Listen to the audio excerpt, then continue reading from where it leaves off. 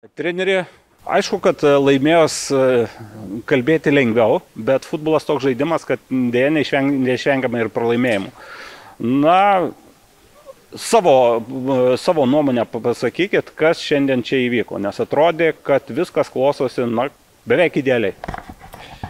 Tai visų pirma, norėčiau pasveikinti visas moteris, ypač tas, kurios myli futbolą. O šilčiausi linkėjimai tai žmonai, mamai ir seseriai, kurios lydi mane kiekvieną dieną, tai didžiausi sveikinimai joms. Apie rungtynes, geras pastebėjimas, labai gerai pradėjom, greitus įvartis. Manau, kad turėjom kontrolę rungtynių, turėjom daugiau progų ir gerų šansų užbaigti rungtynes. Ir tai galėjom padaryti pirmam kėlinyje. Bet futbole tai būna ir dažniausiai tai būna, kada neįmuši vieno kito karto, dažniausiai tas kamuolys įkrenta į kitus vartus. Tai gavom labai skaudžią pamoką. Iš tikrųjų, kontroliuodami žaidimą, kamuolį, prasileidom 2 pigius įvarčius. Iš esmės patys prie tų prisidėjom. Turėjom savo planą, kurio antram kėlinyje jau nevykdėme. Žinojom apie Džiugą, apie jų žaidimo braižą, kad lauks iki pabaigos tų progų, tų mūsų klaidų. Ir jie išlaukė to, tai sveikinimai Džiugui. O mums tai labai skaudi pamoka iš tikrųjų. Galbūt gerai, kad ta pamoka antram jau turi. Tai bus iš ko mokintis, taip pat žaidėjams signalas, kad lengvų rungtynių nesitikėkim.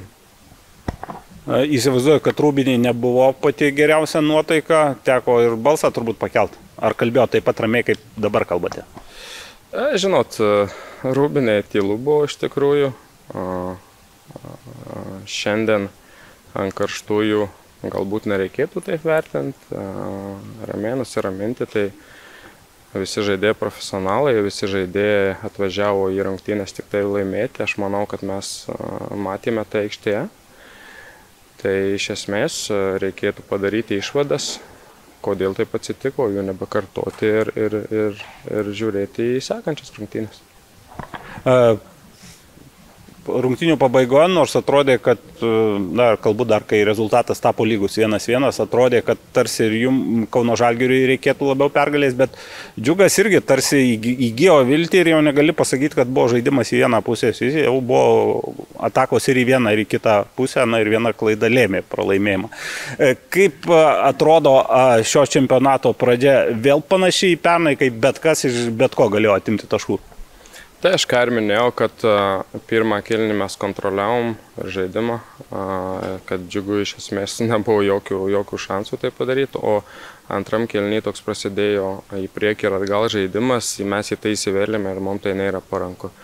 Tai vadinkime, mes susilyginom su varžovu ir pradėjom, žinot, kai tą pingpongą žaisti, neaišku, kur kamuolys įkris. Tai viena iš pamokų, ką mes turime išmokti. Kaip žaisti, kada turim persvarą ir teigiamą rezultatą. O apie antrą dalį klausimo, tai sezono pradžia visada tokia ir kol visi klubai prie starto linijos, tai vieni iš kitų atiminėja taškus ir matot ir daug įvarčių ir dabar ir lygiosios prasidėjo ir pralaimėjimai prasidėjo. Tai iš esmės tos komandos vis tiek, vadinkim, pirmo rato pabaigoje, gal antro pradžioje atsisijos, aš manau, kad lentelė ir tada pamatysim, kas bus viršuje, kas bus antroji lentelės pusėje. Bet pati pradžia, kol visi turi jėgų, turi entuziazmo, galbūt traumelių mikro neturi ir taip toliau, tai taip ir bus. Mes pernai matėm, kad nėra lengvų rungtynių, aš nebijau, kad ir šiemet tai bus. Visi